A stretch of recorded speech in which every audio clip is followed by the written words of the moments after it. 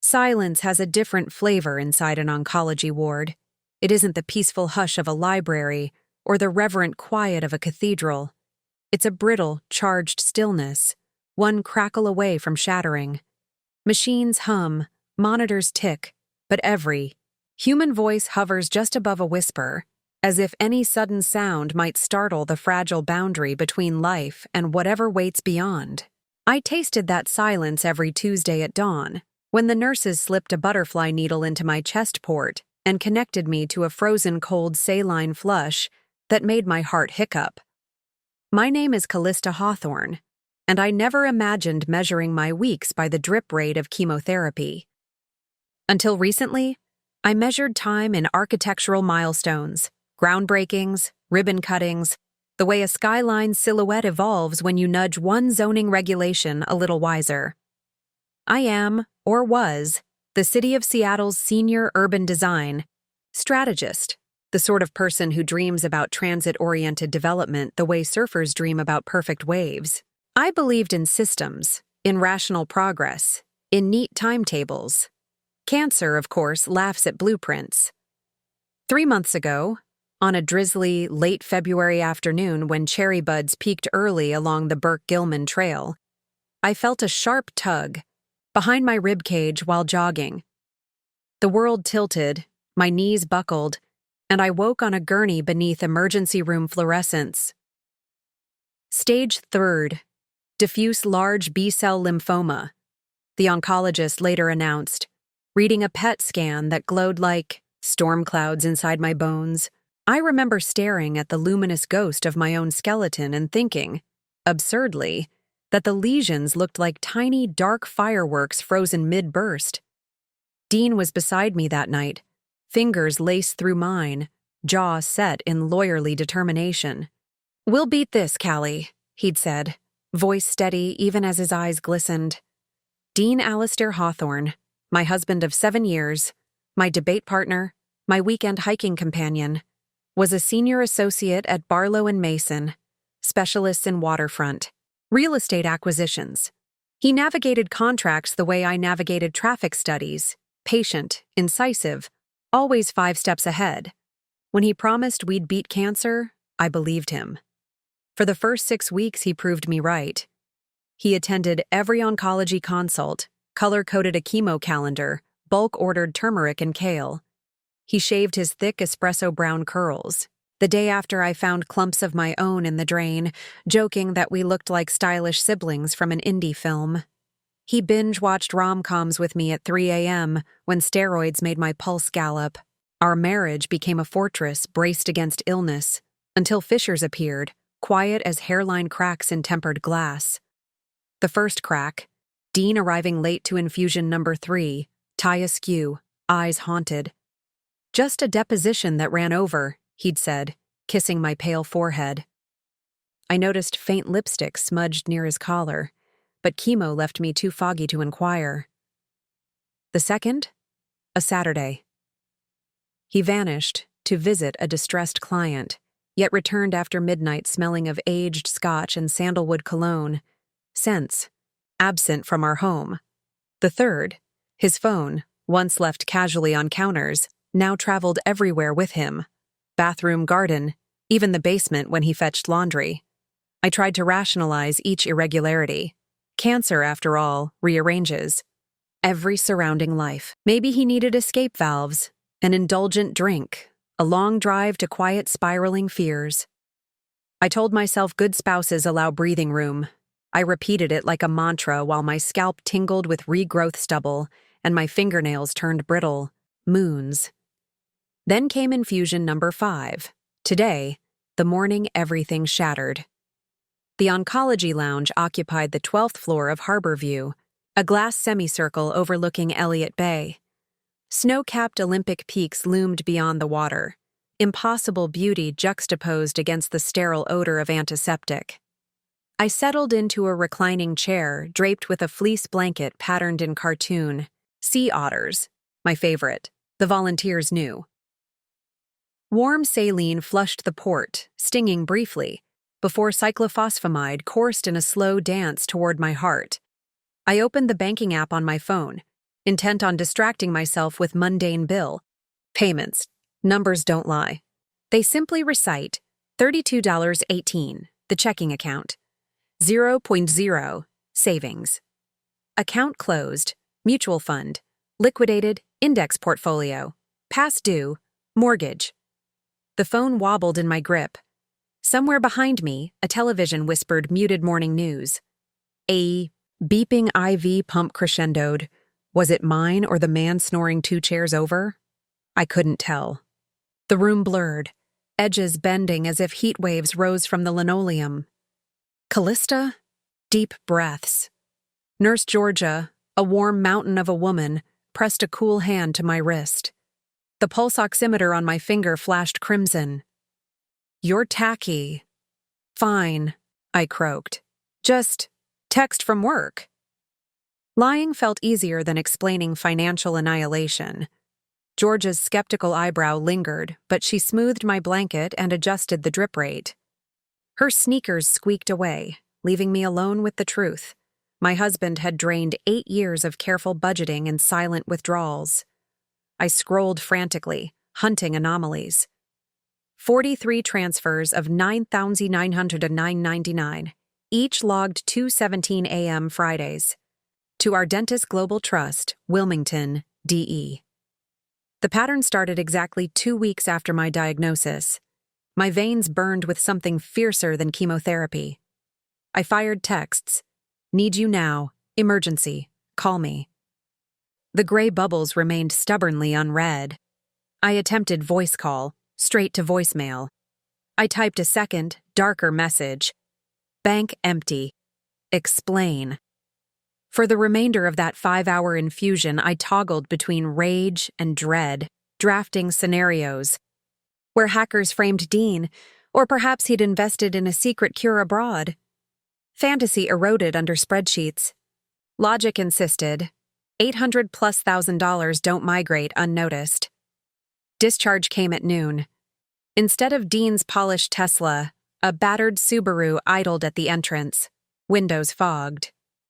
Behind the wheel, Talia Reyes, my ride or die, since University of Washington dorm days, waved a thermos in greeting. Her hazel eyes scanned my face, instantly reading the earthquake beneath. Within minutes, we sped toward Queen Anne, rain tapping Morse code on the windshield. I spilled everything, balances, transfers, unanswered calls, words tumbling like boulders. Talia listened, jaw clenched, then asked to see the banking logs. She whistled low. Delaware trusts are privacy fortresses, she said. Money launderers love them. Dean's no crook, I muttered, unsure whom I defended. He just looted your accounts, Cal. Our house greeted us with deceptive normalcy. Roses climbing trellises, wind chimes jangling shyly. Inside, though, half-vacant closets yawned. Open. Dean's tailored suits, gone. Leather Oxfords, gone. A faint indentation remained where his Rolex box once sat. On the vanity, an envelope. Urgent client in Portland. Back by Friday. Love you? D. Friday felt centuries distant. We rifled through desk drawers, scanning tax files, birth certificates. Talia's pragmatic streak kicked in. She called local hotels, colleagues, even the Tesla navigation service. Apparently, you can't just ask where a car drove without police involvement. I phoned Dean's mother, voicemail. I emailed his assistant, Carrie. She replied within minutes, concerned, saying Dean was on unexpected family emergency leave. While browsers refreshed, I dialed our mortgage lender. 3 payments missed. Foreclosure proceedings started last week. Certified letters supposedly mailed. None received. My stomach lurched. Another betrayal, won by the postal god of fate. Night. Deepened. Chemo fatigue crept like sludge, yet adrenaline refused surrender. Around 11 p.m., Talia forced me to drink miso soup and swallow anti-nausea meds.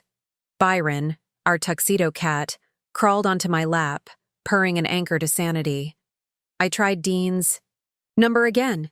This time it rang once before diverting. Progress? Torture. At 12:47 a.m., my phone buzzed with an unknown caller. Callista. Dean's voice frayed as wind-torn sailcloth. Listen. The rage I'd banked all day erupted. Where are you? The bank accounts are empty, the house is in foreclosure, and I'm sitting here bald, poison drip still fresh in my veins. He inhaled sharply. In background, I caught muffled traffic. Maybe an airport announcer. I can't explain fully yet. I need you to trust me until tomorrow. Tomorrow? I don't own tomorrow. Cancer owns tomorrow. A shudder in his breath. A letter will arrive by courier. Read it. Everything I've done is to protect you. The call ended. No chance to unleash follow-up questions. I hurled the phone onto a stack of Architectural Digest. Byron hissed and fled. Talia emerged from the guest room, eyes bleary. I recounted the call. She cursed so creatively I almost smiled. Then tears came, hot, unstoppable, humiliating. She gathered me like a blanket, whispering fierce vows of support, of lawyers, of spare bedrooms if banks took this one. At 3 a.m., exhaustion pinned my eyelids. I drifted into a dream where skyscrapers melted, steel bones sagging, foundations consumed by vines, an architect's apocalypse. When morning light smeared lavender across the horizon, I woke with sheets twisted and headache-pounding symphonies, the FAI. Courier knocked at 10:17 a.m., a tall woman in a charcoal coat bearing an envelope the thickness of a novella. Talia and I signed, hands twin tremors. The return address read, Ormond and Creed, Temple Chambers, London EC4. Dean had no British clients, to my knowledge. We sliced the wax seal. The estate of Lord Reginald Hawthorne, 14th Earl of Winford. They think I killed him. Dean's words ricocheted through the rain-lashed courtyard, louder than the wail of sirens or the crack of summer thunder. My feet were lead. Shock fused me to the gravel until a sharp umbrella edge jabbed my ribs. Talia, shoving me toward motion. Snap out of it, she hissed. We need answers before they vanish him behind stone walls. But the squad car was already fishtailing down the drive. Taillights bleeding red through sheets of water toward iron gates, swinging open with lazy foreboding. Dean's profile, pale and resigned, blurred behind fogged glass. A detective approached, trenchcoat plastered to his lanky frame. Ma'am, this is an active crime scene. I must ask you to leave. I'm Callista Hawthorne, Dean's wife.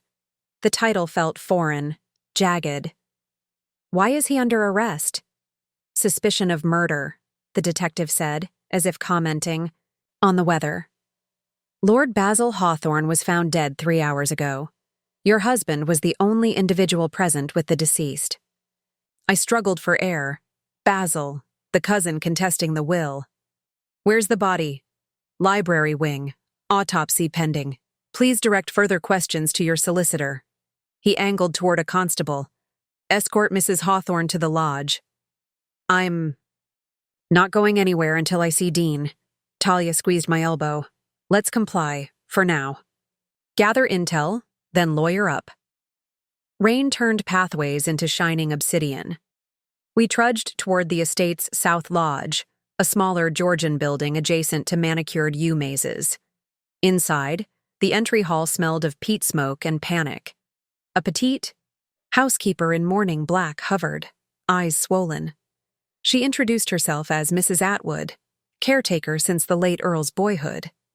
You poor thing, she murmured, guiding us to a sitting room. Constables said your journey was long.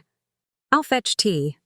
I didn't want tea. I wanted Dean, alive, exonerated, explaining the photograph of a Hawaiian bride. While Talia phoned Edmund Gray, I roamed the lodge. Portraits of stern Hawthorne ancestors lined corridors, men in powdered wigs, women gripping quills. Their gazes tracked me like jury foremen. My chemo-taxed body ached. Nausea churned. I found a washroom, splashed cold water, stared at my reflection.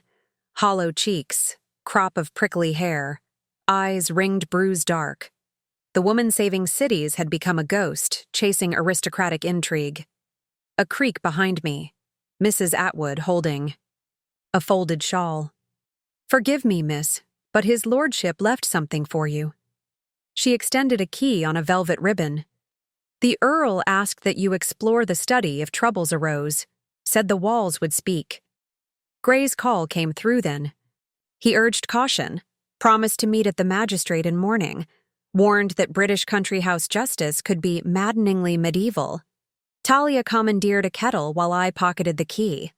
When Mrs. Atwood returned to police debrief, we slipped from the lodge, skirts brushing wet lavender, heading toward the main house. Winford Hall's north door groaned like a leviathan. Inside, marble floors reflected candlelight from emergency sconces.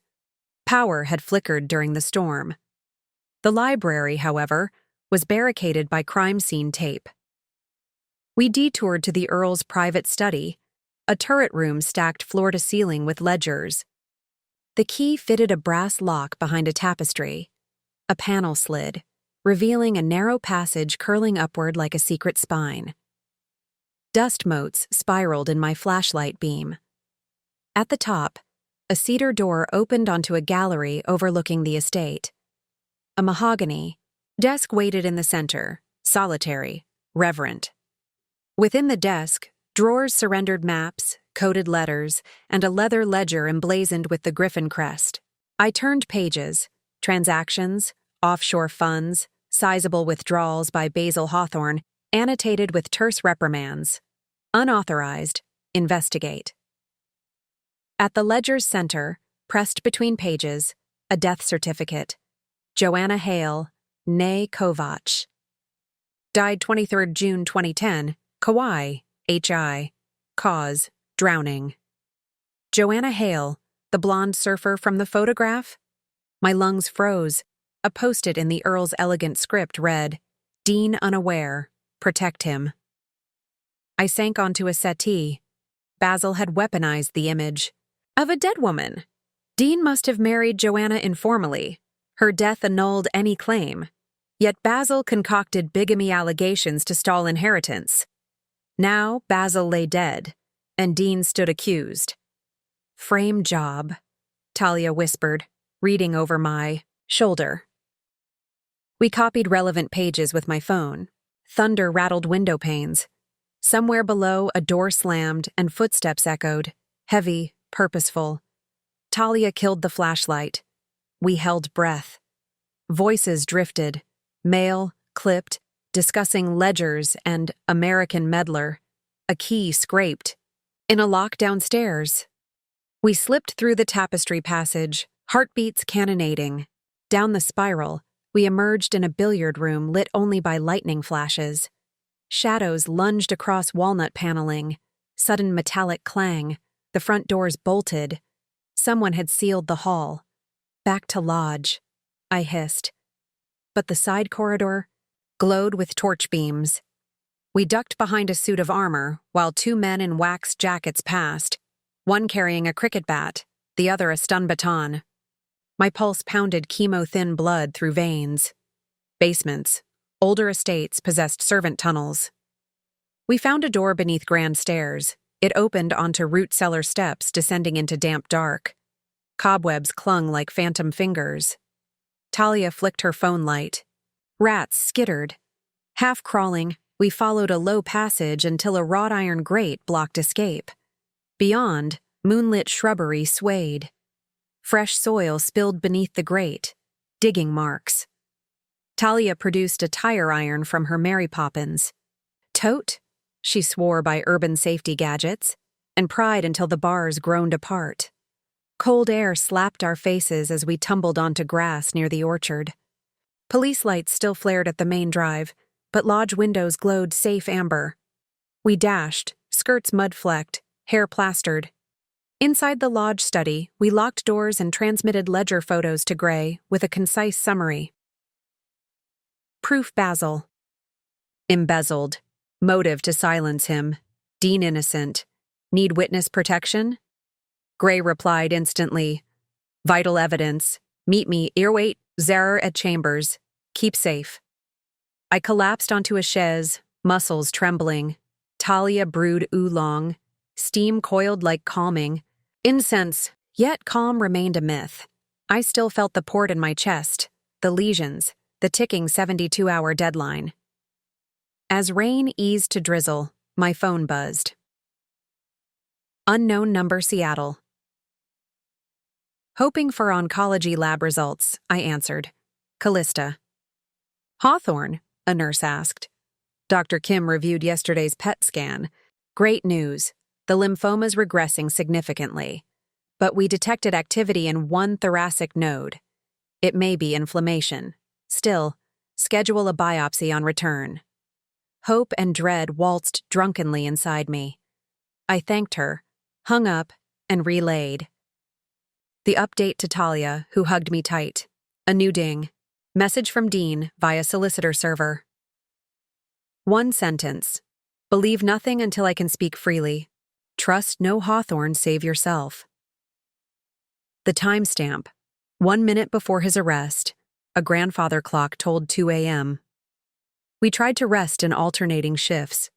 I drifted into half-dreams of corridors curving infinitely, lined with marrow biopsies, and legal gavels. Morning arrived bright and treacherous. A police cruiser idled outside, the detective from yesterday, introducing himself now as Inspector Hawley. He politely requested my presence at Dorchester Magistrates Court. In the Sutshu. Rear seat. Dean waited, uncuffed, eyes ringed ruby from sleeplessness. The barrier window remained open. Callista, he murmured. I didn't hurt Basil. I swallowed anger. Is Joanna Hale likewise imaginary? He flinched. We were college sweethearts, married on a beach by her roommate, a joke ceremony. No license filed. She died 2 weeks later in a surfing accident. I never told you because I thought it irrelevant. I was ashamed of youthful recklessness. Basil used it to stall the estate. Dean nodded, voice cracking. He planned extortion. I confronted him in the library. He threatened you, said he'd fund tabloids to shred your career. I walked out. When I returned with security, Basil was on the floor. Blood everywhere. Tears streaked grime on his cheeks. The dagger had my prints. I picked it up stupidly. I believed him, but belief wasn't evidence. I squeezed his hand through the barrier. We have something that may help. We reached the courthouse. Reporters lurked like wasps. Holly escorted Dean inside. Gray met us on steps, trench coat fluttering. Ledger files. These could pivot everything. But chain of custody. A roar of engines. A black Land Rover vaulted the curb, scattering journalists. Its back door flung open. Masked men leaped, seizing Gray's briefcase containing the original ledger. One shoved me. Pain jolted my port. Talia swung her tote, clocking the attacker's temple, but another yanked her hair. Sirens blared as police gave chase. The Rover fishtailed away, muddy tires spraying. My pulse stuttered. The ledger, the proof, gone.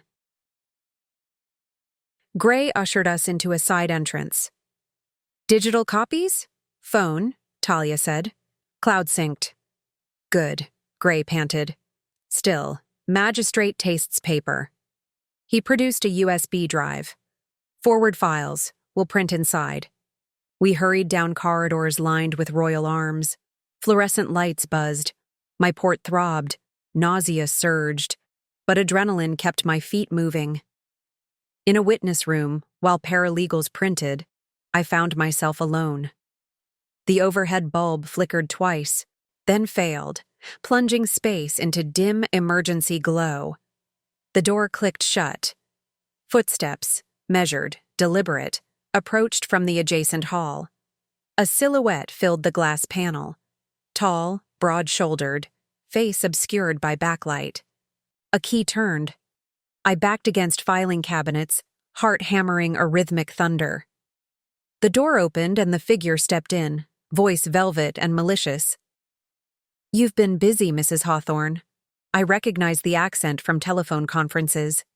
Calm and urbane, Basil's elder brother, Lionel Hawthorne, next in succession should Dean fall. He smiled without warmth. My sibling's death was unfortunate. Your meddling could make it inconvenient.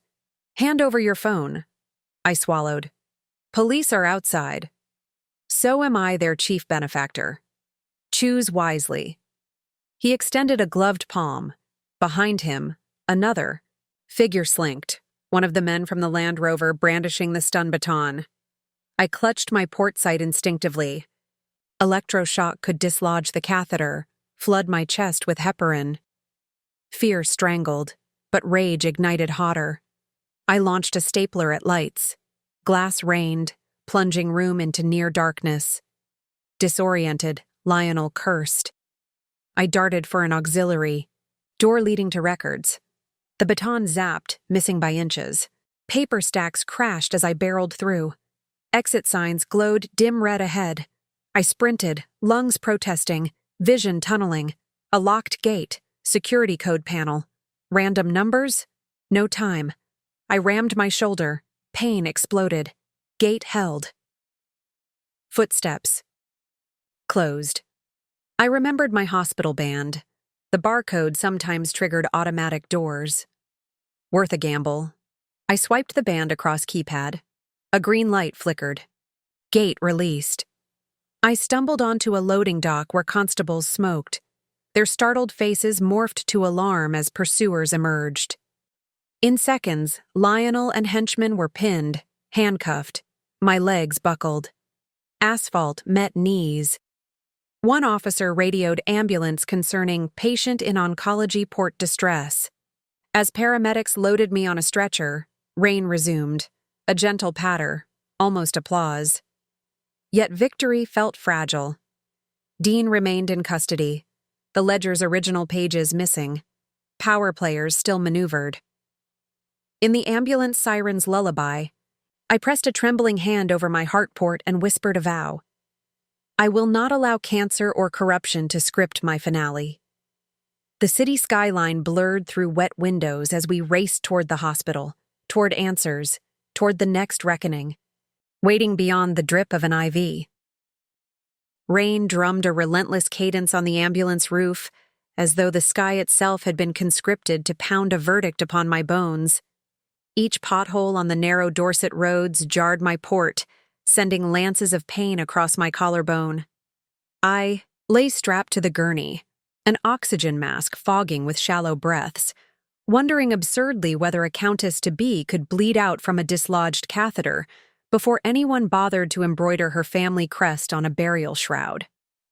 The paramedic, hovering above me, a young man with freckles and tense eyes, offered practiced calm. Pulse is erratic but holding, ma'am. Try slow inhalations. Slow inhalations? My entire life had accelerated into a lunatic carousel. Cancer, missing money, secret titles, corpse in a library, and now a kidnapping attempt in the bowels of a British courthouse.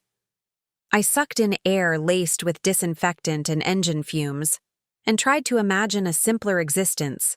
Maybe my old apartment in Ballard with creaky hardwoods and the smell of sea salt drifting in from Puget Sound. In that past, the worst surprise was an over-baked sourdough starter. Nostalgia tasted like ash. The ambulance door burst open under sodium orange floodlights. Nurses in navy scrubs rushed me through sliding glass into Dorchester County Hospital. Curtains swished, monitors beeped, overhead pages echoed like frantic ulls. A registrar asked for next of kin. I almost said Dean, then remembered steel cuffs and murder charges. Instead, I muttered Talia's name and promptly vomited into a kidney bowl. An ultrasound wand slick with gel traced my shoulder. The screen bloomed with grayscale static. Catheter intact, the attending pronounced. No hematoma. Relief sagged my frame. But a new IV pierced my forearm. An anti-anxiety drip that left the ceiling tiles wobbling like lily pads. Hours. Or maybe minutes. Later, Talia arrived, soaked to the marrow, cheeks flushed from sprinting against reporters. She squeezed my hand through the bed rail. Lionel's in custody. she whispered. Inspector Holly's asked you to give a statement. Once you're stabilized, Dean? The syllable floated, fragile. Arraigned in 2 hours. Gray's arguing bail. Her hazel eyes hesitated. They charged Lionel with assault and attempted obstruction. Murder remains pinned on Dean for now. I closed my eyes, summoning calm. Lord Basil's death had become the hinge upon which millions, marriages, and my treatment plan swung, and it was impossible that Dean had killed him. The man who left me cucumber water and silly postcards after every infusion wouldn't plunge daggers, literal or metaphorical, but courts needed evidence, not intuition. Gray still has the digital ledger copies, Talia continued. We'll introduce them today. Autopsy results on Basil are pending, but rumor says poison preceded the stab wound. If that's true, timeline exonerates Dean. Poison. Intrigue thickened like blood pudding. By late afternoon, doctors discharged me, with antibiotics and strict instructions to rest. Talia scoffed. Rest did not exist in our reality. We sped to the magistrate's granite edifice beneath bruised skies. A cluster of photographers erupted as we emerged. Flashbulbs streaked my vision, phantoms within phantoms. Inside courtroom. 3. Carved oak pews creaked beneath the collective weight of scandal. Dean, pale but composed, sat at defense, flanked by Edmund Gray and a barrister whose wig looked like a disgruntled lamb. Dean's eyes locked onto mine, their blue depths an ocean of apology, fear, and unspoken vows. My chest constricted. Across the aisle, Lionel sat with a different legal team, his jaw wrapped in gauze from Talia's tote bag attack. He shot me a venomous glare that suggested lawsuits and maybe witchcraft. Proceedings began with thick accents and thicker legal citations. Inspector Hawley testified about the scene. Basil supine, dagger lodged between ribs, Dean kneeling beside, blood on hands. The prosecution painted a portrait of greed, citing Dean's withdrawal of family funds as potential motive. Gray rose, curtained voice weaving a counter-narrative. Basil's embezzlement, threats, the ledger files, the attempted theft of those files, Lionel's violent interference. He requested an adjournment until toxicology returned. The judge, Baroness Calloway, silver-haired with Arctic poise, tapped quill to lips. Very well.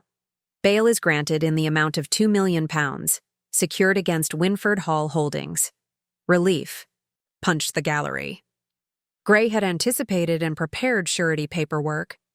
Within an hour, Dean walked free, though forbidden to leave the UK. We met in a side corridor heavy with centuries of dust. The instant the last reporter flash dimmed, Dean folded me into his arms. My port twinged, but I welcomed the pain. Proof that we were still corporeal, still in the same universe. I'm sorry, he breathed into my beanie. For Joanna, for the accounts, for every secret. We'll dissect apologies later, I said, leaning back to study him. Right now we need Basil's real killer. His shoulders sagged. Lionel. Perhaps, I cautioned. But these walls breed secrets. We can't underestimate other hawks circling. Gray arranged rooms at a boutique inn near Wareham, far from Winford's corridors but close enough for estate meetings. Sunset painted the Purbeck Hills copper. Over steaming shepherd's pie, our impromptu war council convened. Dean, Talia, Gray, Inspector Hawley, off-duty and in jeans, and Dr. Yang, a forensic toxicologist coaxed out of retirement by Gray's retainer. Young's preliminary findings were stark. Digitalis toxin detected in Basil's blood, lethal dose hours before stabbing. Victim would exhibit nausea, visual disturbances, arrhythmia, could still walk but disoriented, she explained. Someone exploited that vulnerability, staged a confrontation, delivered superficial stab to misdirect. Meaning, Hawley added, the stabbing may have been performative. Killer wanted prints on weapon. Lionel fit the bill. Inheritance motive, access to toxin via estate greenhouse, Foxglove grew wild. Attempt to steal ledgers. Yet Lionel's barrister had already floated an alibi. He'd been meeting with Winford's gamekeeper at dose time. Gamekeeper. Is likely bribed, Dean muttered. We need corroboration, Gray said. And we must secure the peer arbitration tomorrow. The Council of Lineage still demands appearance. If they invalidate Callista's marriage, none of this matters. State could seize trust. My stomach lurched. Cancer couldn't wait for parliamentary bureaucracy. That night, unable to sleep, I wandered the inn's courtyard. Heather perfumed the damp air. I sat on a wrought iron bench and dialed the oncology ward back home. Nurse Georgia answered, warmth crossing hemispheres. Biopsy scheduled for Tuesday, love, she said. CAR-T trial slot still open if your markers stay favorable. Provided I return with my body and fortune intact, I joked weakly. Georgia's voice turned steely. I've seen miracles stranger than money. Hang in. After the call, I found Dean leaning against a lamppost, moonlight carving hollows under his cheekbones. We talked, truly talked, for the first time since the diagnosis. He confessed shame over aristocratic lineage, over father's bitterness, toward titles. He'd hidden it to craft an identity independent of dusty coats of arms. When the Earl's lawyers surfaced, he thought to shield me from paparazzi until probate settled, but Basil's interference accelerated everything. Confessed my private terror, the node in my thorax, the possibility of relapse. We held each other, two imperfect humans dwarfed by legacies and failing cells. Lightning flickered on horizon, another storm brewing. Morning arrived scented of peat smoke and crisis. The Council of Lineage convened in Winford's Great Hall. 13. Elderly peers in crimson robes, tradition thick enough to choke. Their task: determine whether my marriage remained valid amid bigamy allegations. The hearing resembled a medieval morality play, but with better upholstery. Gray presented Joanna's death certificate, verified by Hawaiian officials. The council murmured. Lionel's barrister contested signatures, claiming forgery. A handwriting expert, clearly on retainer, testified that the certificate lacked oceanic paper fibers. I wanted to throttle him with my IV tubing. Just as tension peaked, Inspector Hawley entered carrying a chain of custody envelope. The coroner's full toxicology and CCTV footage from estate stables showing Lionel depositing a linen bag into compost.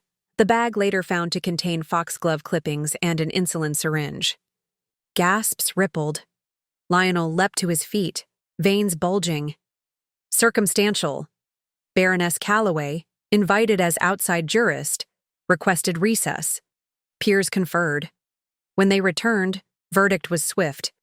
My marriage stood. I was rightful guardian of trust funds pending criminal resolution. Lionel was remanded to Crown Court on charges of conspiracy, assault, and potential murder. The hall erupted in flashbulbs as news broke. Reporters mobbed the steps. Gray whisked us through servant passages to the rear orchard where a Range Rover awaited. Relief? Not yet. Because at the orchard gate, Mrs. Atwood, the housekeeper, awaited, eyes wide with urgency. "Ma'am," she panted, thrusting a sealed box into my hands. The Earl ordered this given when inheritance affirmed. Guard it well. Dark forces covet its contents.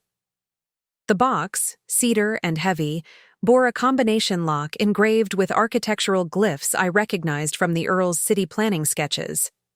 I traced them, heart thudding. "Any hint to code?" I asked. Mrs. Atwood shook her head. "He said only that the city you love would reveal the key. Seattle. But what detail? Coordinates? Transit map nodes? Time would tell." We sped back toward London for a debrief at Ormond and Creed. Gray rode shotgun, gloves off, tapping phone. In the rear, Talia snored softly, exhaustion claiming her. Dean and I sat thigh to thigh, examining the box under fleeting Sunbeams, Dean mused. Could be referencing your South Lake Union redevelopment, the project you poured your heart into. My pulse skipped. The plan had 7 transit hubs merging. My lucky number 7. I spun the dial to 0707. Nothing. Maybe street grid coordinates? My mind raced through intersections. Denny and Westlake, Thomas and Dexter. We'd reached the outskirts of London when a black SUV screeched across lanes, ramming our fender. Our driver swore, braking hard. The SUV's rear hatch popped and a flare gun fired, blazing magnesium that careened onto our windscreen, bursting into white-hot glare. Tires shrieked. We fishtailed. Down! Dean yelled, shielding me. The cedar box clattered to floorboards. 2 masked riders on superbikes flanked, smashing windows with batons. Dean rammed his door outward, knocking one biker off balance.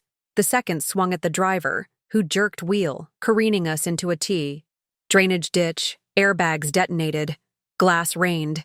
Distant sirens wailed. My ears rang like cathedral bells as the world slowed, smelling of blood and gunpowder. Disoriented, I crawled from the wreckage. In tall grass, one biker staggered up, visor cracked. He spotted the cedar box clutched to my chest and charged. I tried to scream, but lungs wheezed. Adrenaline overrode grief as I hurled the box toward the Thames embankment beyond the ditch. It landed with a splash, swallowed by murky current. "No!" the biker shouted, diving after it. In that instant, Dean tackled him into the water. Ripples swallowed silhouettes. I scrambled toward the edge, heart in freefall, waiting for heads to surface. One helmet bobbed up, then another. But only the biker crawled out, gasping, empty-handed. Dean was gone, swept beneath London's dirty artery. Police cruisers screeched up. Officers swarmed. I stood trembling at river's rim, salt tears mingling with drizzle, mind blank except for one incandescent thought. Dean promised we would beat cancer together, but first he must beat the river, or I will burn this empire to the ground. Water remembers. That incongruous sentence looped through my mind while divers combed the Thames, trawling beneath arched bridges whose Victorian iron ribs echoed with sirens and floodlights.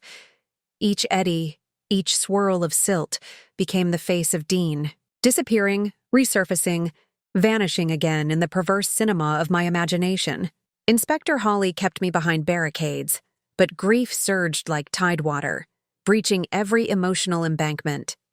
2 hours passed before search teams found nothing more than Dean's dress watch, a cracked sapphire dial still ticking, stubborn, as his heartbeat had always been.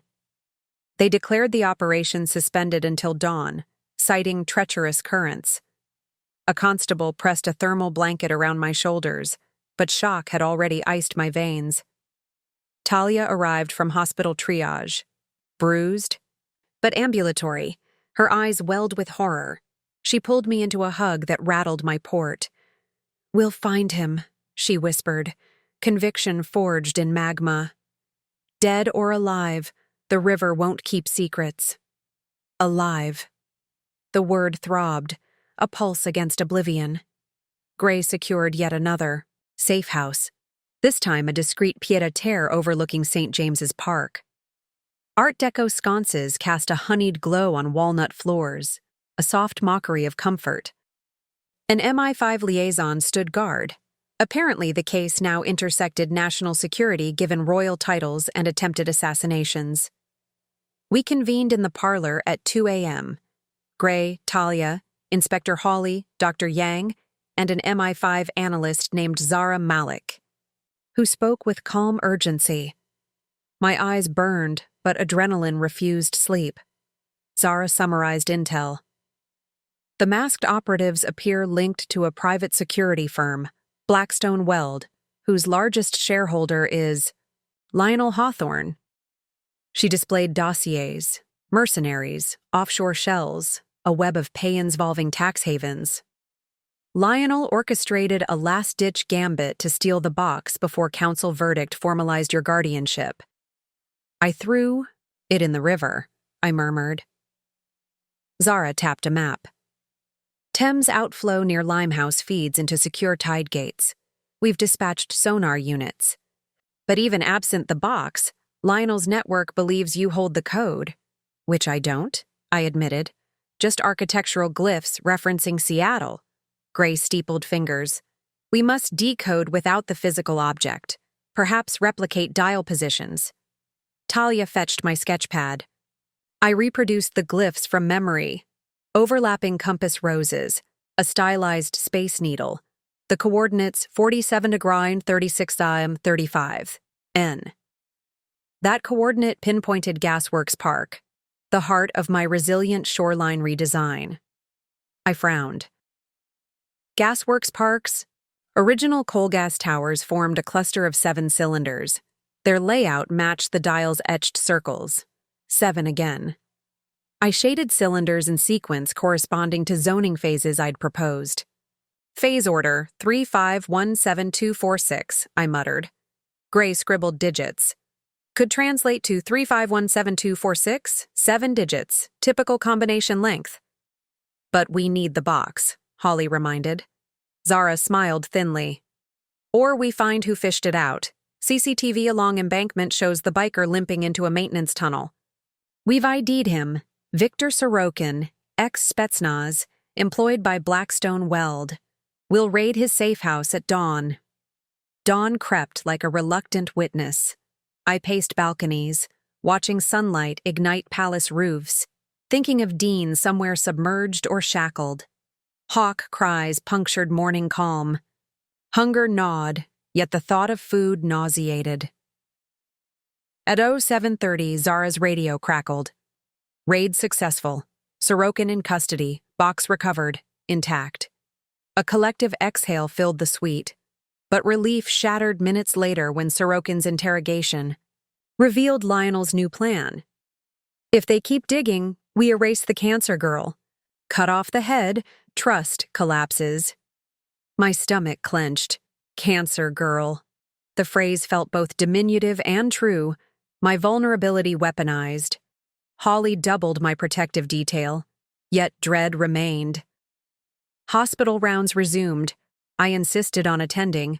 St. Thomas's oncology wing for scheduled blood work. Treatment couldn't stall forever, and if Lionel wanted a moving target, he'd have to stalk fluorescent corridors. Each vial drawn reminded me of the fragility we're forced to negotiate. Daily, a young patient across the bay hummed Beatles songs while IVs dripped. Her courage reignited mine. Oncologist Dr. Iqbal reviewed Seattle labs and offered cautious optimism. We can bridge you with immunotherapy until you return for CAR-T. Maintain hope, Ms. Hawthorne. Maintain hope. I pinned the words inside my ribcage. Back at St. James's Flat, the cedar box sat under forensic lights like an idol. Zara disabled its trap mechanism. Twin spring-loaded needles coated in digitalis, poison box. The Earl had engineered security beyond mortal comprehension. Gray entered the code 3517246. Click. The lid inched open, revealing silk-wrapped bundles, centuries-old deeds, bearer bonds, and a slim flash drive labeled Aurora. My breath hitched. The drive's casing mirrored the capacitive overlay used in smart city prototypes, technology decades beyond what an octogenarian Earl should have accessed. We loaded Aurora in an air-gapped laptop. A holographic interface bloomed, architectural, schematics of microgrid neighborhoods, renewable desalination plants, equitable housing pods, each folder prefaced by the phrase, Project Aurora, Blueprints for a Post-Carbon Commonwealth. Under the last folder lay a video recorded 2 days before the Earl's death. His once thunderous voice whispered, frail yet urgent, Callista, if you're seeing this, brothers at court wage war to bury Aurora. They fear change. But I dreamed an empire where nobility is measured not by bloodline, but by the homes we build for strangers. You carry that torch. Dean's love for you confirms it. Guard Aurora. Launch it. The trust is mere fuel. Tears blurred the screen. My career of transit lines and inclusionary zoning suddenly threaded into a grander tapestry.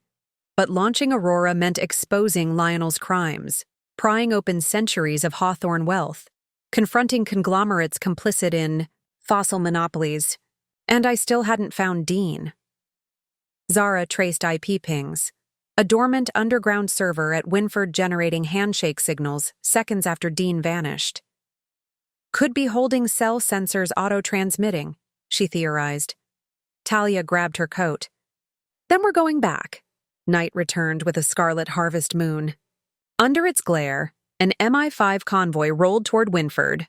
Unmarked vans, drone overwatch, comms spitting coordinates. The estate loomed, silhouette austere. We breached via the Orchard Tunnel Pride 2 nights ago. Holly's team moved with silent urgency. I followed close, adrenaline tamping chemo fatigue. In the root cellar, newly poured concrete sealed a pit. Holly's detector beeped, hollow cavity beneath. They jackhammered. The slab fractured, revealing a steel hatch. Descending ladders, we entered a bunker lit by generator glow. Water dripped, mildew clung. A cell block of 3 rooms, 2 empty, 1 occupied. Dean sat shackled to a chair, bruised, lips cracked, but alive. The instant he saw me, tears pooled. My scream of relief ricocheted off stone. We freed him. Medics evaluated minor hypothermia. Dean gripped my face. I held on because I knew you'd move mountains. Mountains, rivers, whatever.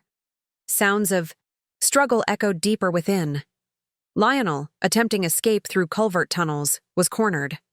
When guards dragged him into bunker corridor, he sneered despite cuffs. You still lose, Callista.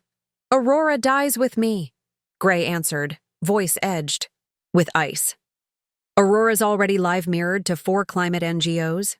The future won't negotiate with arsonists, Lionel lunged, too quick. He reached for my IV line, intending to rip it free.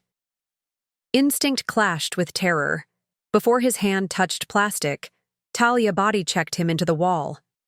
Lionel's head struck iron. He slumped, unconscious. I exhaled a decade of fear. Outside, dawn mottled sky lavender. Dean, wrapped in thermal blanket, leaned against ambulance as medics fussed. I climbed beside him, port aching yet heart lighter. Hear that? He asked. I cocked ear, bird song, generator hum, distant siren fades. No water, he clarified.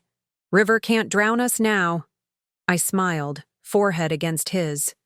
Chemo breath mingled with damp earth scent, creating the strangest perfume of survival. That afternoon, back in London, Gray filed trust papers with High Court. Aurora's protective shield activated. Reporters camped outside our safe house, but MI5 issued gag orders until Lionel's trial. We watched BBC in silence as anchors reported. Viscount Lionel Hawthorne arrested on multiple charges. Earl's visionary green trust emerges. My phone buzzed with messages from Seattle colleagues amazed to discover my royal detour. Oleander's son spilled over teak floors.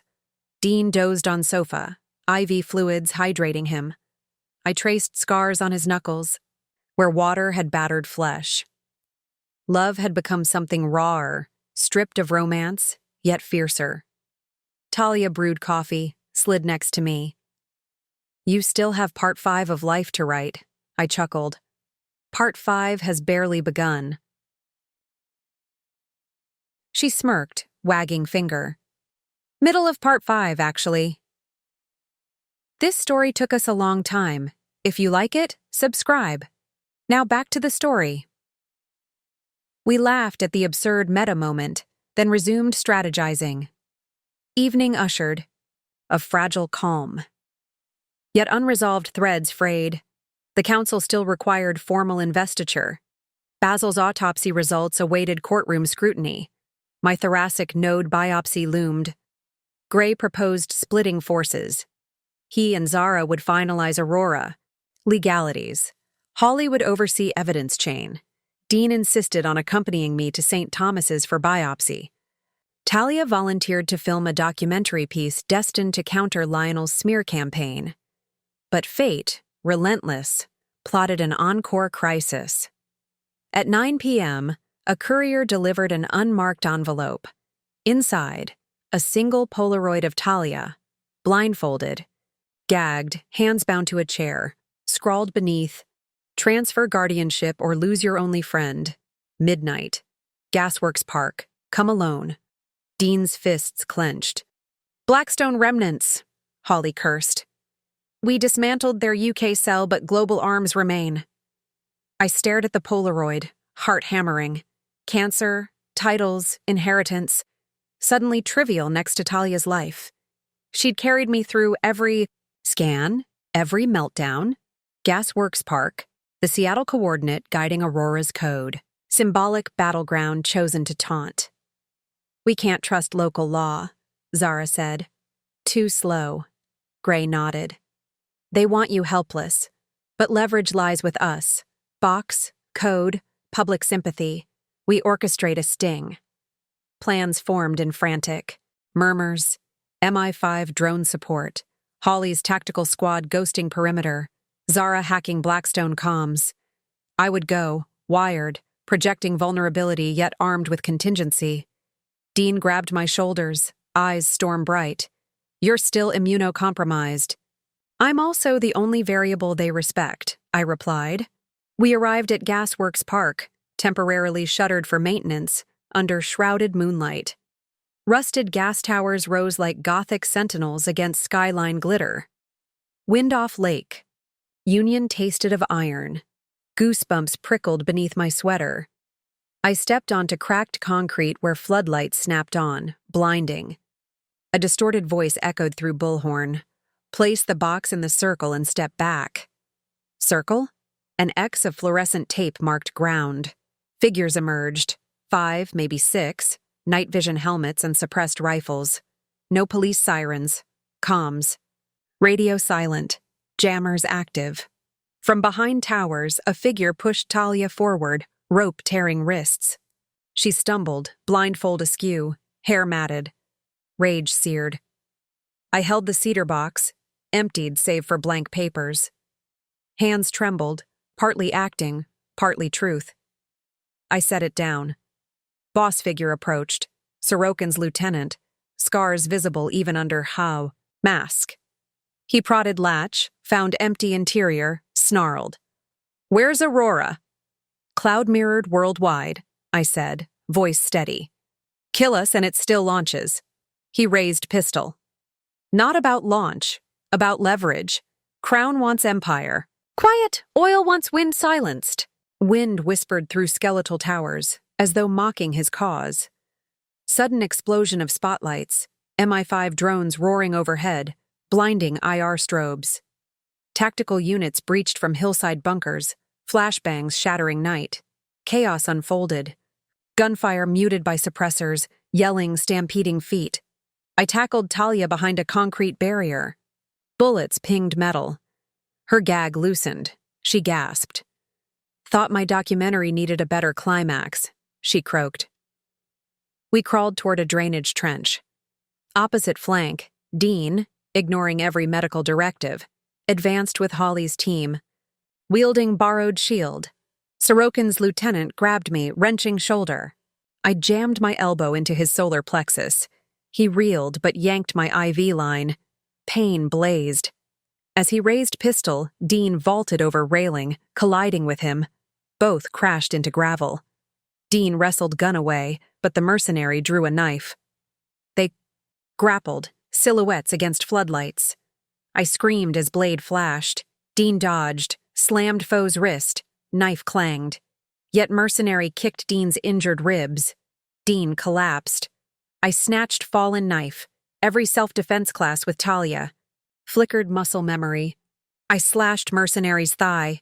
He roared, pivoted, but Holly's taser cracked, dropping him twitching. Silence fell, punctured only by drone rotors and Dean's ragged breathing. Paramedics rushed, immobilizing Talia and Dean. I sank to ground. A V-line dangling, blood-speckling sneakers. My port had pulled free, antiseptic burn spread. But Talia's hand found mine, squeezing life. Sirens now howled. Seattle PD belatedly summoned by MI5 failsafe. Blue lights strobed across rusted towers, painting nightmares into relics. As stretchers loaded, I glimpsed Lake Union's dark water. It reflected city lights, daredevil constellations refusing extinguishment. Somewhere beneath, dreams of equitable cities pulsed. In the ambulance, Dean's head rested on my shoulder. Hemoglobin dropped. Medics hustled transfusion prep. He whispered, "Did we win?" I stared at IV bag dripping scarlet salvation. We survived. Winning takes longer. Yet outside the siren cocoon, a final figure retreated into shadows. Unknown. Observing. A phone camera flashed silently, capturing wreckage, victory, vulnerability. The war for Aurora was not over. And neither was mine against the rogue cell, lurking inside my chest. The ambulance doors slammed. I closed my eyes, bracing for whatever came next. Rain traced serpentine rivulets down the ambulance windows as London receded behind us, again, its skyline a jagged ECG of glass and steel. Sirens keened an elegy, while paramedics hovered over Dean's shredded IV site and my own freshly sutured port line. Talia lay on the opposite gurney, her arm in a foam brace, eyes half-lidded beneath a bruise the color of plum skins. The chemical tang of antiseptic mingled with scorched metal from our recent battlefield at Gasworks Park, still clinging to our clothes despite hurried rinses. The world smelled like crisis distilled, but crisis, I'd learned, was elastic. It stretched just long enough to reveal the marrow of who we were. And who I was, at that moment, straddled two terrifying precipices: a cancer that might yet rebound, and a dynasty whose darkest roots were still unkilled. Between them, my purpose, Aurora, flared like an ember, begging oxygen. The moment the ambulance unloaded us at St. Thomas's, the hospital staff split our trio. Dean wheeled to radiology for rib films, Talia to orthopedics, me to oncology observation. I watched their stretchers vanish around separate corners, feeling as if some cosmic toddler kept knocking over the life I painstakingly restacked. 5 hours later, I sat propped in a private cubicle, gown gaping at the back, a cortisone drip slow dripping into my veins. My laptop balanced atop a rolling tray table, streaming the preliminary hearing of Regina V's Lionel Hawthorne from Courtroom 2. Dean appeared on screen via a remote witness booth, discharged with taped ribs, jaw set with uncommon ferocity. He testified about the bunker abduction, the submerged river escape, the assault on me. His voice shook only when he detailed Lionel's threat to exploit my illness in order to collapse Aurora's trust structure. The prosecution then produced the recovered mercenaries' comm devices, encrypted logs linking payments to offshore accounts controlled by North Sea Petroventures, a fossil consortium notorious for sabotaging renewable bids across Europe. The courtroom murmured like an aggravated beehive. Lionel's barrister objected, pleading ignorance. Viscount Hawthorne is merely a shareholder. Not merely, I thought. A shareholder with blood on his sealing wax. The judge overruled. Deposition would continue tomorrow with whistleblower testimony from Blackstone Weld defectors. Lionel, visible in a glass dock, paled to chalk. My oncologist, Dr. Iqbal, slipped in as the feed closed. She carried the biopsy pathology sealed in a manila folder. I'd faced building implosions without shaking, but the rattle in my hands then could have registered on the Richter scale. Mixed results, she said gently. The thoracic node shows atypical inflammation, borderline malignant. Not conclusive relapse, but aggressive monitoring needed. Your counts remain strong. That's a victory. We proceed with immunotherapy bridging until CAR-T slot in Seattle. No travel for 10 days. 10 days. My gut clenched. Court battles and Aurora's global launch summit were slated inside that window. I inhaled steadying air. Then we bring the world to me. Dr. Iqbal smiled. I'll arrange a sterile. Telecast room. 3 days passed in a liminal daze of IV beeps and legal updates. Talia healed enough to roam halls filming raw footage of our saga. Masked, gloved, unstoppable.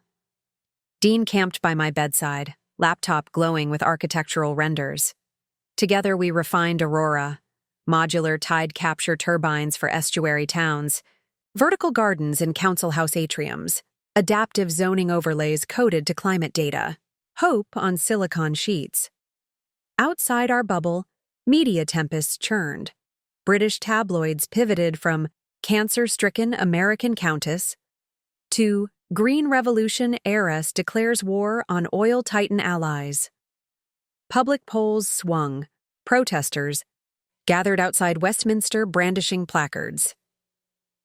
Let Aurora rise. MI5 upped security, installing biometric locks on my ward. Yet threat seeped through digital seams. On the 4th night, alarms pierced ICU stillness, my infusion pump flashing undiscovered errors. Engineers later found malware instructing lethal flow rates. Only a redundant failsafe saved me. The culprit, IP traced to a data center in Norway, owned by, again, North Sea Petro Ventures.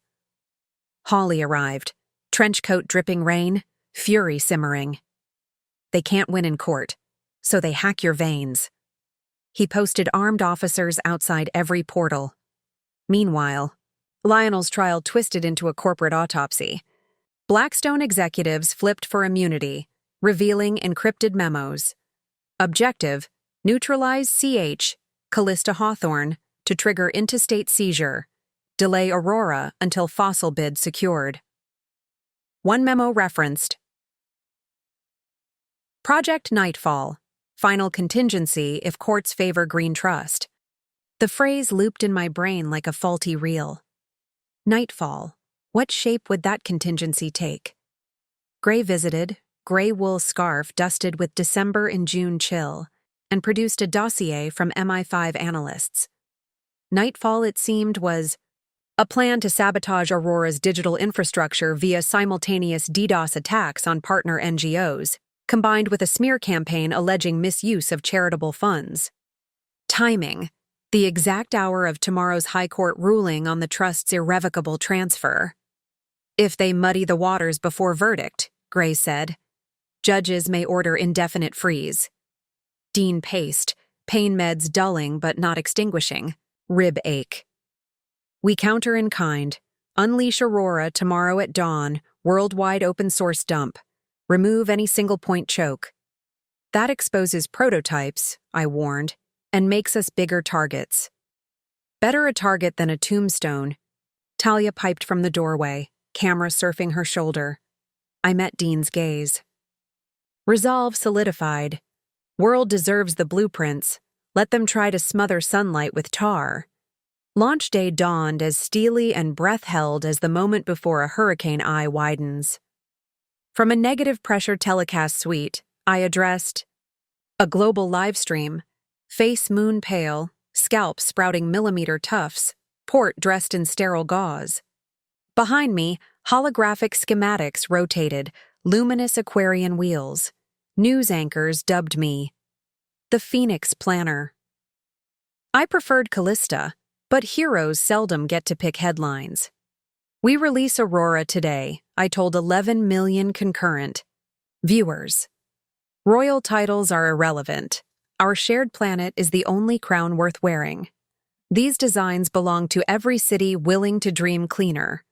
One by one, NGOs across 5 continents triggered mirrored repositories, free to download. Torrent links proliferated faster than takedown bots could blink. Twitter erupted. Reddit servers groaned. An eco-activist in Lagos live-streamed launching a community solar array from Aurora's module within 3 hours. The genie soared. At 10:05 a.m., the High Court's encrypted line rang. Baroness Calloway's voice crackled. The trust is yours, Lady Hawthorne. Funds unlocked. Congratulations. Cheers erupted among our ragtag command center, nurses included. Yet before the echo faded, hospital hall lights flickered, then died. Backup generators failed to kick. My monitors flatlined, not my pulse, but electronics. Elevator alarms wailed in distant shafts. Nightfall. Emergency strobes flashed crimson. Holly stormed in, radio dead. Grid sabotaged. Localized EMP device, likely smuggled in. Footsteps pounded outside, security shouting.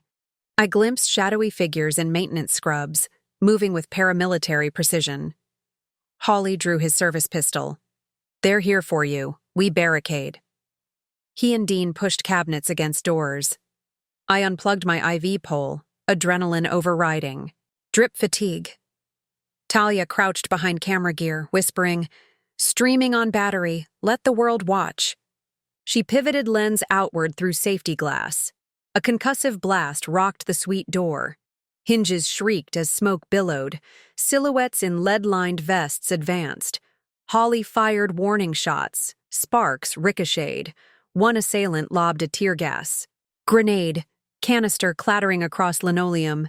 Dean hurled a fire extinguisher, batting the grenade back. It detonated in hallway, obscuring intruders. In the chaos, a slender woman vaulted inside, white coat over Kevlar, eyes cold as polar ice. She leveled a stun gun at me. "Callista Hawthorne," she said, voice tinged Nordic. "Come quietly or this facility burns." I recognized her from MI5 files. Astrid Nyborg, cyber operative for Petroventures, codename Vires. She brandished a small black cube, EMP charge primed. Time slowed. My body, heavier than stone 2 seconds prior, suddenly felt carved. Of lightning. I thought of chemo infusions, of council hearings, of river water swallowing Dean, of architectural dreams rising like dawn, and I realized I would die for Aurora, but I would rather live to watch it bloom. I stepped forward, palms raised. "Take me. Leave the patients," Nyborg smirked. "Deal only includes you. Others are collateral." She pressed a detonator, metal, slammed, ICU crash carts commandeered by nurses, battered Nyborg sideways. Dr. Iqbal emerged behind wielding a defibrillator paddle like a mace, stunning Nyborg. Talia's camera captured every second. Holly surged, cuffing the operative. The remaining mercenaries retreated under tear gas fog amid arriving Emmet police.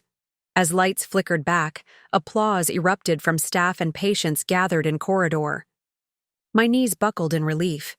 Dean caught me, ribs forgotten. I pressed forehead to his. Nightfall just met sunrise. 2 hours later, MI5 secured 12 arrests. Petroventures board issued a statement denouncing rogue actors, but their stock nosedived 37%. International arrest warrants followed. Lionel, already convicted, faced additional counts as mastermind.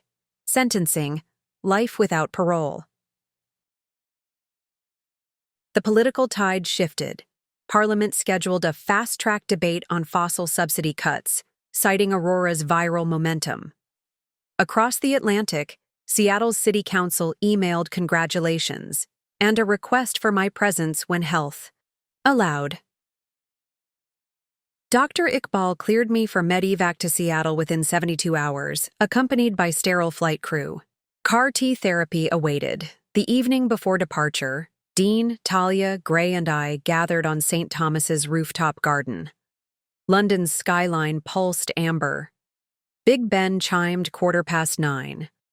Talia uncorked elderflower tonic, champagne forbidden, until white counts rebounded. We toasted survival, justice, the stubborn pulse of hope. Yet as cups clinked, my vision blurred. Not sentimental tears, but sudden vertigo. Pain knifed through sternum, breath hitched. The world tipped. Dean's voice echoed from miles away. "Callista!" My knees folded. The cup shattered. I felt weightless, as if already a ghost. Then blackness consumed everything, erasing rooftop, city, starlight. I woke to ceiling panels rushing overhead, gurney wheels rattling. Sirens, again. Dr. Iqbal's face swam into focus, voice urgent. Internal bleed. Near port site, heart rate unstable. Stay with us. I tried to speak, but blood tasted metallic on my tongue. The corridor lights fused into an endless tunnel. Somewhere farther, Dean shouted incoherent pleas. I reached for him, but hands were strapped with IV lines. Beeping escalated. Tunnel lights blazed white. Then the world dissolved, and Part 6 ended on an intake of breath suspended between existence and oblivion.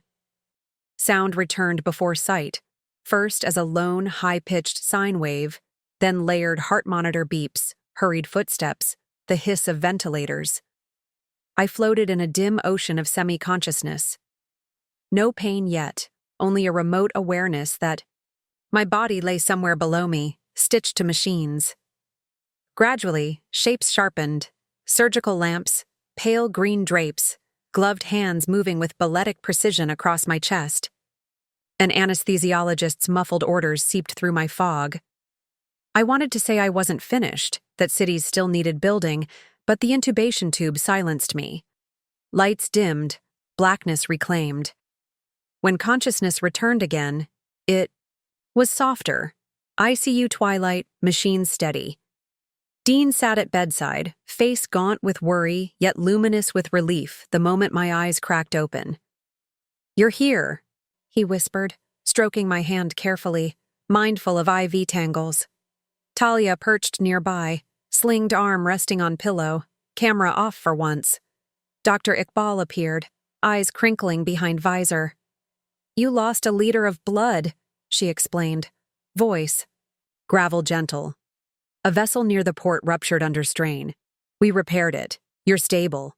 Stable. The sweetest word in any language. A day blurred into night, then morning.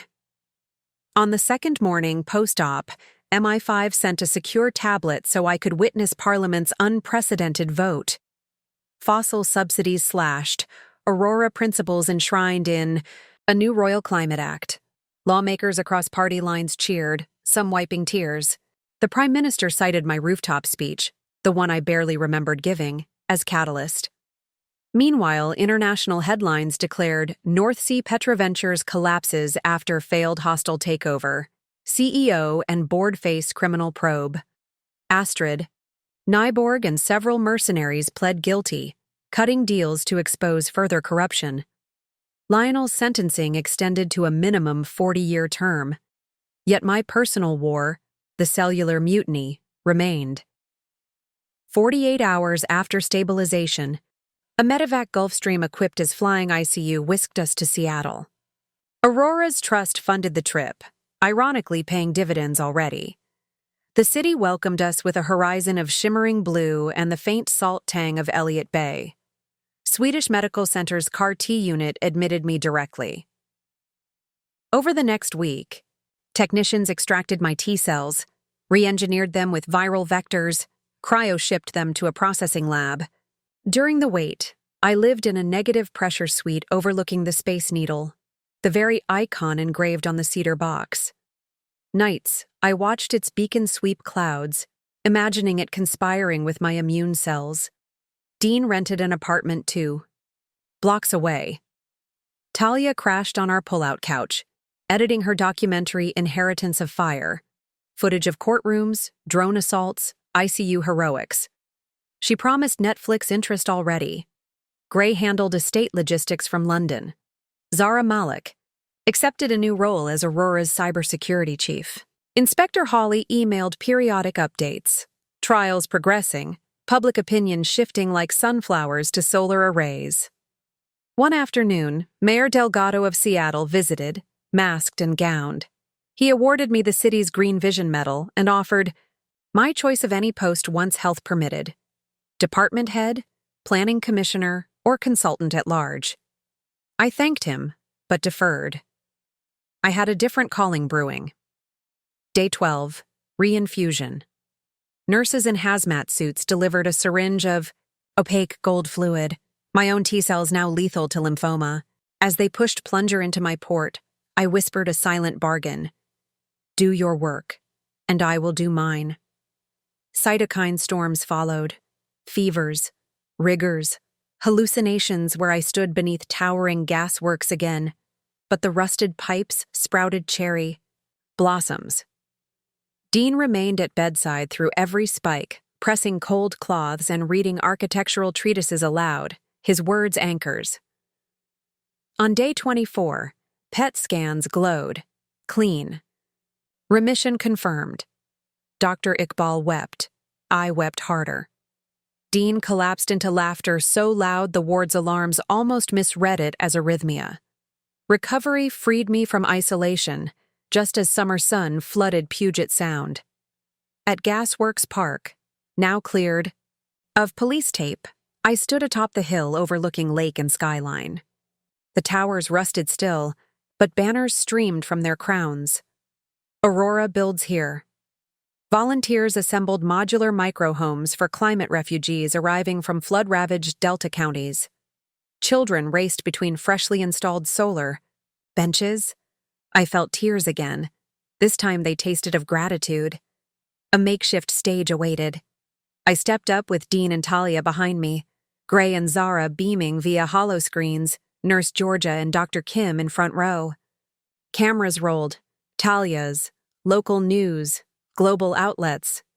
I spoke not as countess or patient or widow almost maid, but as architect of possibility, about cities built for warmth and equity, about legacies measured in kilowatt hours saved and playgrounds shaded by carbon-absorbing trees. I invited every municipality to remix Aurora, make it their own. When applause faded, Mayor Delgado announced the final surprise. The city had renamed the Waterfront Redevelopment District Hawthorne, Aurora Commons. A plaque revealed Lord Reginald's griffin clutching a compass, joined now by a phoenix rising. Dean squeezed my hand. Your skyline, love. Our skyline, I corrected. Later, we christened the first microgrid row house by cutting a ribbon fashioned from repurposed plastic ocean waste. A child handed me scissors. His mother, a hurricane evacuee, whispered, "You gave us a home." My vision blurred yet again, but these tears came with no sting. Evening draped golden over the bay as festivities wound down. Our small entourage gathered on the rooftop of the Commons' tallest module, a communal greenhouse. Beneath strings of LEDs, we celebrated with sparkling cider, my immune system still under commandment. A jazz trio played. Dean twirled me gently, mindful of residual port tenderness. Talia filmed, teasing that our waltz would close her documentary. Gray appeared via hologram, glass in hand. Parliament enacted Aurora incentives nationwide, he announced, and the EU is drafting parallel legislation. Cheers erupted. The Space Needle's beacon swept over us, a benediction. I looked across the dark water to the industrial silhouettes that once symbolized extraction, now staged for regeneration. Somewhere beyond, the Thames flowed past Winford, each tide washing away old blood debts. I drew a breath of cool night, and realized I felt lighter, not merely absent tumors, but emptied of secrecy, of inherited rot. The Hawthorne lineage had been a labyrinth. We had bulldozed skylights through it. Dean kissed my scarred knuckles. Ready to finally design our own house, I laughed. One with no hidden bunkers. Talia called. Speech, Cal. I faced our gathered friends, camera lights blinking fireflies. We stood on the edge of extinction, personal, familial, planetary, I began. And we learned the only inheritance worth guarding is the future we craft together. May every city rise brighter because we refuse to dim, cheering answered. Fireworks erupted from barges, painting the sky in emerald and silver, the colors of Aurora's crest. The crowd gasped as pyrotechnic shapes formed a griffin morphing into a phoenix, then exploding into a radiant sun. Dean wrapped arms around me from behind. We beat cancer, he whispered. For now, I said, leaning back. But vigilance is the price of sunrise. He rested his chin atop my regrown hair. Then we'll greet every dawn together. I closed my eyes, listening to fireworks blossom, to lake water lapping pilings, to children's laughter echoing across solar paths. The world felt precarious, yet infinitely salvageable, a blueprint etched in living hearts.